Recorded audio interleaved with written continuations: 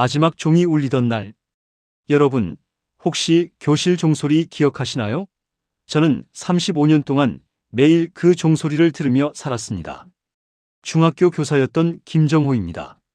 정년 퇴직 날 교실을 마지막으로 정리하던 순간이 아직도 생생합니다. 칠판에 마지막으로 분필로 써내려간 감사합니다라는 글자. 그 글자를 지우는 게 이렇게 힘들 줄 몰랐죠? 아이들은 꽃다발을 건네주며 울먹였습니다. 선생님, 저희 잊지 마세요. 선생님 덕분에 수학이 재밌어졌어요. 후배 교사들도 한 명씩 다가와 인사를 했어요. 선생님처럼 되고 싶습니다. 정말 존경합니다. 눈시울을 붉히는 그들을 보니 가슴이 벅차오르더군요. 하지만 한편으로는 이상한 공허함도 느꼈습니다. 35년간 매일 7시에 일어나 학교에 가던 습관이 끝난다는 게 실감이 안 났죠. 집으로 향하는 버스 안에서 창밖을 바라보며 생각했습니다.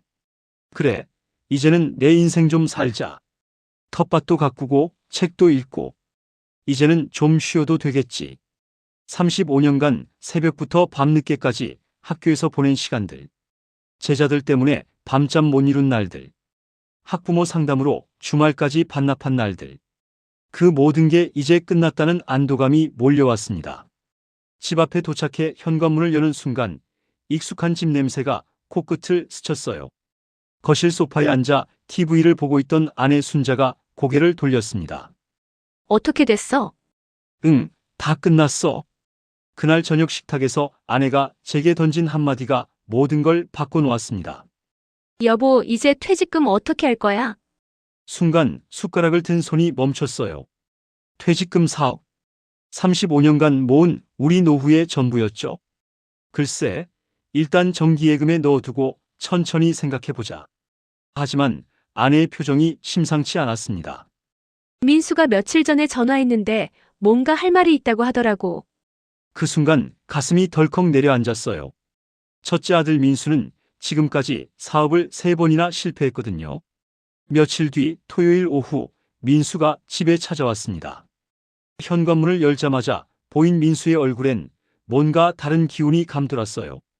예전처럼 풀이 죽어있지도 않고 그렇다고 허황된 꿈에 빠져 있는 것도 아니었죠. 아빠 안녕하세요. 응, 들어와. 거실에 앉은 민수는 한참 동안 말을 꺼내지 못했습니다. 저도 기다렸어요. 뭔가 중요한 이야기가 나올 거란 걸 직감했거든요. 아빠 저 요즘 치킨집 아이템 하나 생각했는데요. 역시나였습니다. 하지만 이번엔 좀 달랐어요. 그냥 프랜차이즈 말고 우리만의 레시피로 하는 거예요. 양념 소스부터 시작해서 배달까지 붙이면 대박 날 수 있어요. 아들 민수의 눈빛이 달랐습니다. 예전엔 그냥 돈만 벌고 싶다는 욕심이 보였는데 이번엔 진짜 자신이 있어 보였어요. 부엌에서 설거지하던 순자가 나와 앉더니 단호하게 말했습니다. 퇴직금은 우리 노후야. 직접 벌어야지. 엄마 말씀이 맞아. 우리도 이제 나이가. 제가 말을 이으려는데 민수가 끼어들었습니다. 아빠 이번이 마지막이에요. 정말 후회 없게 해보고 싶어요. 그 순간 민수의 눈에서 뭔가 간절함이 보였어요. 그냥 돈을 달라는 게 아니라 정말 자신의 마지막 기회라고 여기는 것 같았죠. 저는 그 눈빛에서 옛날 교실에서 만났던 제자들을 떠올렸습니다. 수학을 포기하려던 영호, 한 번만 믿어달라고 울먹이던 그 아이가 결국 대학에 합격했을 때의 그 눈빛, 가정 환경이 어려워 공부를 포기하려던 철민이, 장학금을 받을 수 있다고 격려했을 때 보여준 그 간절함, 한 번 믿어주면 달라지는 아이들. 그런 아이들을 35년간 봐왔잖아요. 얼마나 필요한데? 3억 5천만 원이요. 보증금이랑 인테리어 초기 운영비까지. 아내가 펄쩍 뛰었습니다. 여보, 미쳤어? 그게 얼마나 큰 돈인데. 하지만 저는 이미 마음을 정했어요. 아니, 마음이 이미 기울어져 있었다고 해야 맞겠죠? 알겠다. 한번 해보자. 그날 밤 아내와 큰 싸움을 했습니다. 당신 그렇게 애들만 편들더니 결국 가정까지 망치려고. 한 번만 더 기회를 주자. 이번엔 정말 달라 보여. 달라 보이긴 뭐가 달라 보여. 벌써 3번째야. 결국 제 퇴직금 4억 중 3억 5천만 원을 아들 민수에게 내어주었습니다. 통장에서 그 큰 돈이 빠져나가는 걸 보는 순간 가슴이 철렁했어요. 하지만 후회는 없었습니다. 치킨집은 번화가 큰 길 옆 젊은 사람들이 많이 모이는 골목에 자리를 잡았습니다. 상호명은 김치킨. 민수가 직접 지었다고 하더군요. 김씨 성을 딴 건지 아니면 김치와 치킨을 합친 건지 물어봤는데 웃으면서 둘 다라고 답했어요. 인테리어 공사가 시작되고 한 달이 지나자 가게 모습이 드러났습니다. 빨간색과 노란색이 조화로운 간판, 깔끔한 실내 인테리어. 보기만 해도 젊은 사람들이 좋아할 만한 분위기였죠. 오픈 전날 밤 민수가 전화했어요. 아빠 내일 오픈인데 오실 수 있어요? 당연히 가야지. 오픈날 아침 일찍 가게에 도착했습니다. 민수는 벌써 새벽 5시부터 나와서 준비하고 있었어요. 치킨 손질하고 양념 만들고 배달 가방 정리하고. 아빠 긴장돼요. 괜찮아. 너 충분히 준비했잖아. 오전 11시 드디어 문을 열었습니다. 처음엔 사람이 별로 없었어요. 몇 명 지나가던 사람들이 호기심에 들여다보는 정도였죠. 그런데 오후 이 시쯤부터 상황이 달라졌습니다. 대학생들이 하나둘 들어오기 시작했어요. 그리고 첫 손님이 치킨을 맛보더니 말했습니다. 이거 진짜 맛있네. 그 소리를 들은 민수의 얼굴이 환하게 밝아졌어요. 오후 5시쯤부터는 가게 앞에 줄이 서기 시작했습니다. 젊은 커플들, 대학생들, 직장인들까지. 배달 주문도 계속 들어왔어요. 민수는 치킨 튀기고 포장하고 배달하느라 정신이 없었습니다. 그때 놀라운 일이 벌어졌어요. SNS 인플루언서라는 젊은 여자가 찾아온 거예요. 사장님, 저 음식 블로거인데 여기 정말 소문났어요. 촬영해도 될까요? 민수가 허락하자 그녀는 치킨 사진을 찍고 동영상도 찍었습니다. 저녁 8시쯤 민수가 제게 달려왔어요. 아빠, 하루 매출이 200만 원 넘었어요. 진짜 대박이에요. 그날 밤 집에 와서 온 가족이 모여 축배를 들었습니다. 아내도 잠시나마 미소를 지었어요. 그래도 첫날이니까 꾸준히 해야 진짜 성공이지. 하지만 저는 기뻤습니다. 역시 민수를 믿어준 게 맞았다는 생각이 들었거든요. 그때 둘째 딸 민지가 조용히 말했습니다. 아빠, 전에도 오빠만 믿어주셨잖아요. 왜 전엔 단 한 번도 저한테는 물어봐 주신 적 없으세요? 순간 가슴이 덜컥 내려앉았어요. 민지 말이 맞았거든요.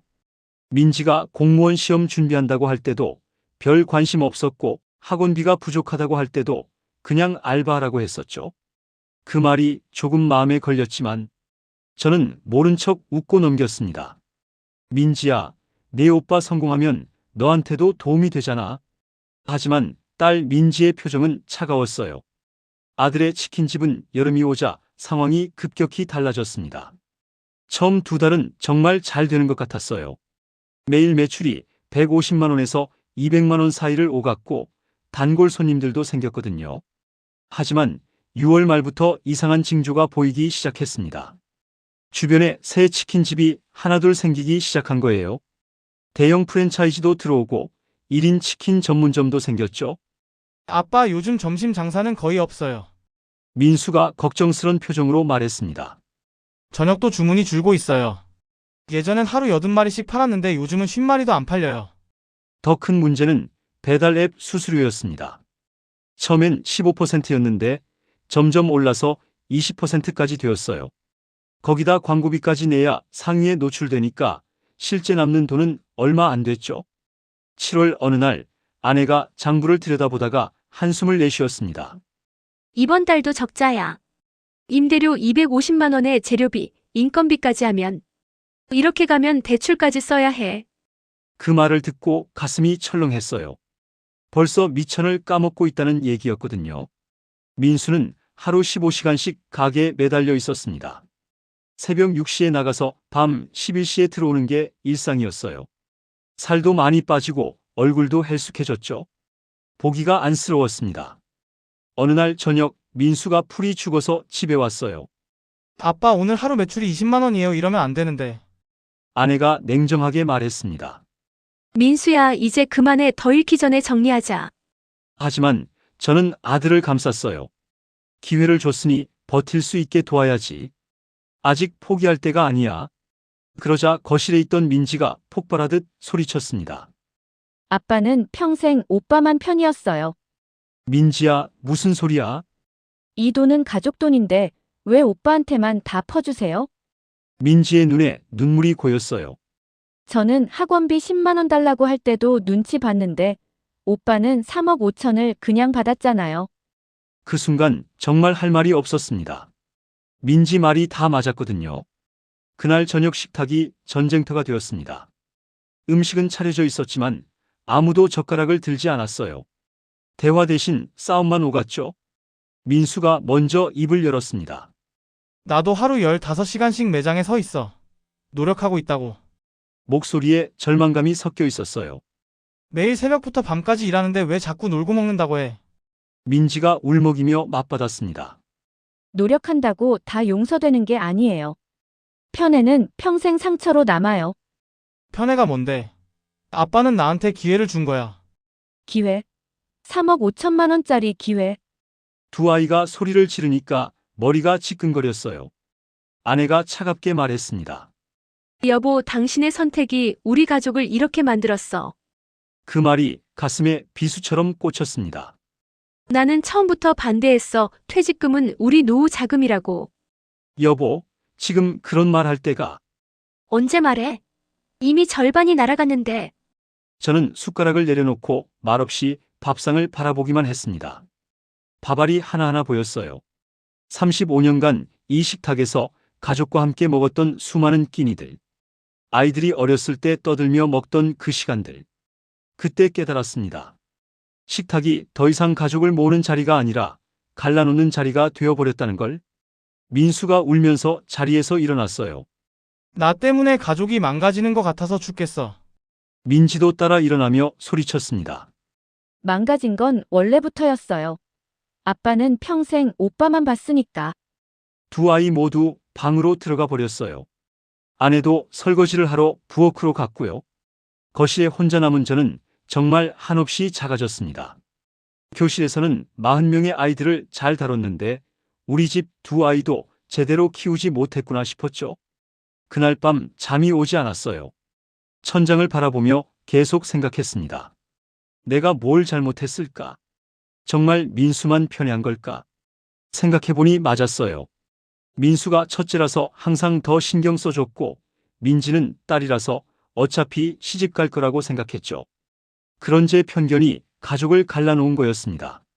시간이 지나자 상황은 더욱 악화되었습니다.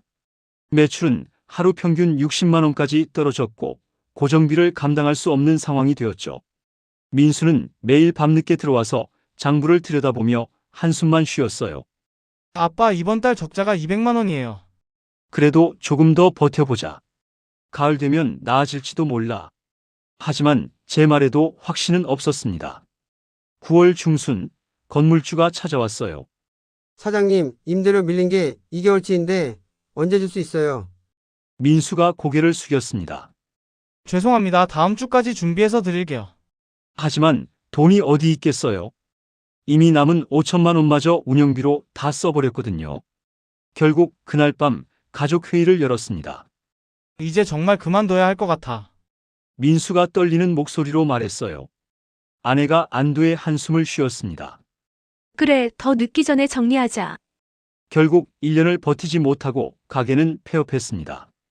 폐업 절차를 밟는 게 이렇게 복잡한 줄 몰랐어요. 보증금 2천만 원은 인테리어, 철거비와 밀린 임대료로 거의 다 사라졌죠. 장비들도 헐값에 넘겼고 남은 건 빚뿐이었습니다. 정산을 해보니 4억 중에 남은 게 고작 300만 원이었어요. 그날 밤 민수는 고개를 들지 못했습니다. 아빠 나 그냥 없어졌으면 좋겠어요. 무슨 소리야? 모든 게 다 내 탓이에요. 아빠 퇴직금도 다 날렸고 가족도 이렇게 만들었고. 그 말을 듣는 순간 제 가슴은 무너져 내렸습니다. 제가 믿어준 아들이 이렇게 자신을 탓하고 있다니. 아니야. 실패가 널 끝내는 게 아니야. 민수를 꼭 껴안았어요. 다시 시작할 수 있어. 아빠가 옆에 있잖아. 하지만 정작 저는 스스로를 용서할 수 없었습니다.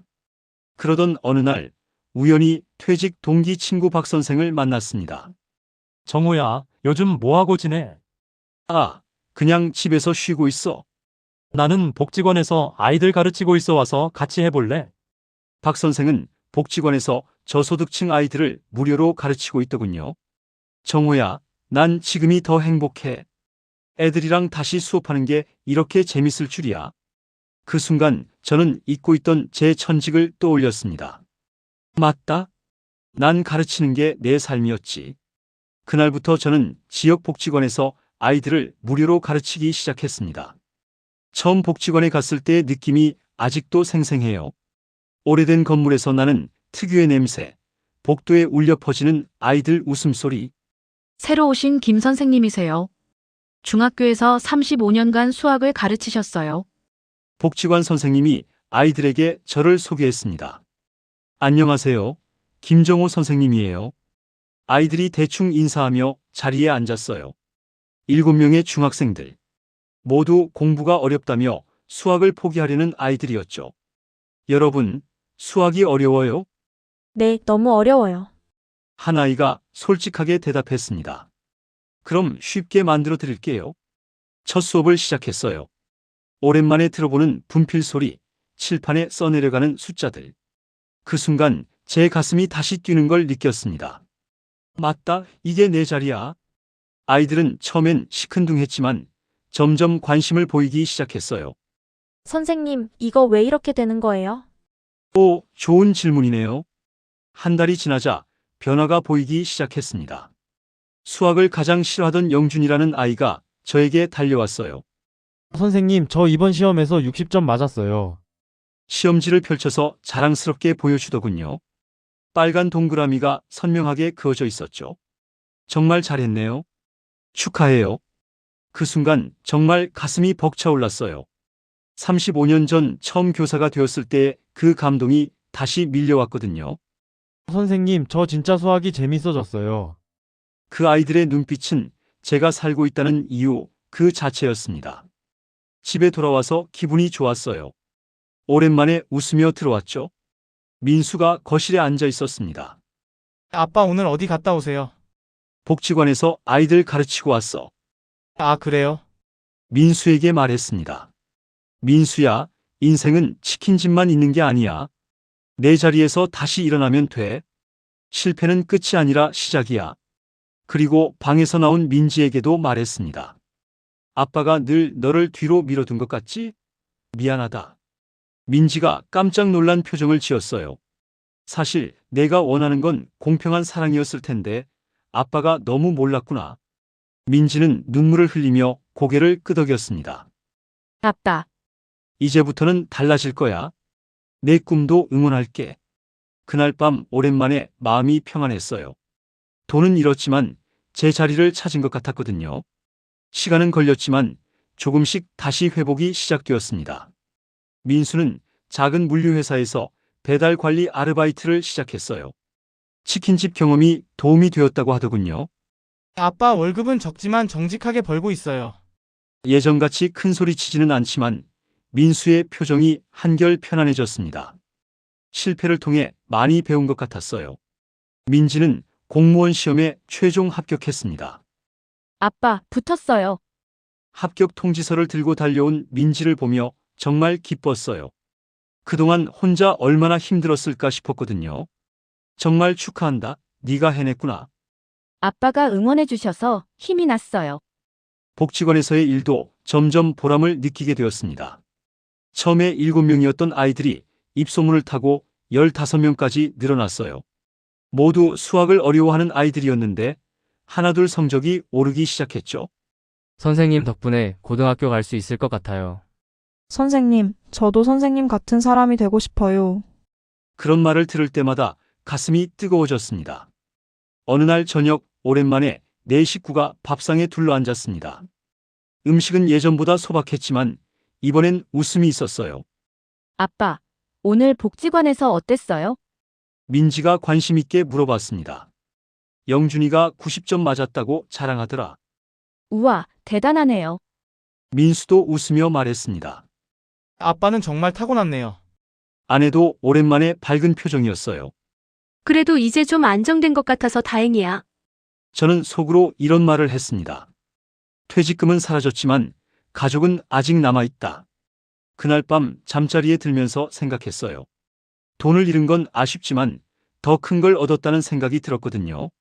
제 천직을 다시 찾았고 아이들과의 관계도 회복했고 가족의 소중함도 깨달았죠. 몇 달 뒤 복지관에서 작은 봉사자 모임이 있었어요. 김 선생님, 정말 감사합니다. 선생님 덕분에 우리 아이들이 많이 달라졌어요. 복지관 관장님이 제게 감사 인사를 건넸습니다. 제가 더 감사하죠. 이 일을 통해 제 인생의 의미를 다시 찾았거든요. 집으로 돌아오는 길에 문득 깨달았습니다. 은퇴란 끝이 아니라 새로운 시작이라는 걸요. 35년간 학교에서 아이들을 가르쳤지만 이제는 더 절실한 아이들을 만나게 되었죠. 그 아이들에게 저는 단순한 수학 선생님이 아니라 희망을 주는 사람이었습니다. 여러분, 저는 은퇴 후에야 깨달았습니다. 노후란 정답을 찾는 시험지가 아니라 실패 속에서도 사람을 배우는 시간이라는 걸요. 돈도 중요하지만 그보다 더 중요한 건 지켜야 할 사람들입니다. 그리고 자신의 진정한 가치를 아는 것이죠. 지금도 매일 복지관에 갑니다. 아이들이 저를 기다리고 있거든요. 선생님, 안녕하세요. 그 인사 소리를 들을 때마다 35년 전 처음 교단에 섰을 때의 설렘이 되살아납니다. 퇴직금은 잃었지만 더 큰 보물을 찾았다고 생각해요. 여러분, 혹시 지금 퇴직을 앞두고 계신가요? 혹은 자녀의 창업 제안을 받은 적 있으신가요? 제 이야기가 작은 교훈이 되었으면 합니다. 돈보다 더 중요한 건 지켜야 할 사람입니다. 저처럼 후회하지 않으시길 바랍니다. 하지만 후회한다고 해서 끝은 아니에요. 언제든 다시 시작할 수 있거든요. 오늘 이야기가 누군가의 삶에 작은 등불이 되기를 바랍니다. 감사합니다.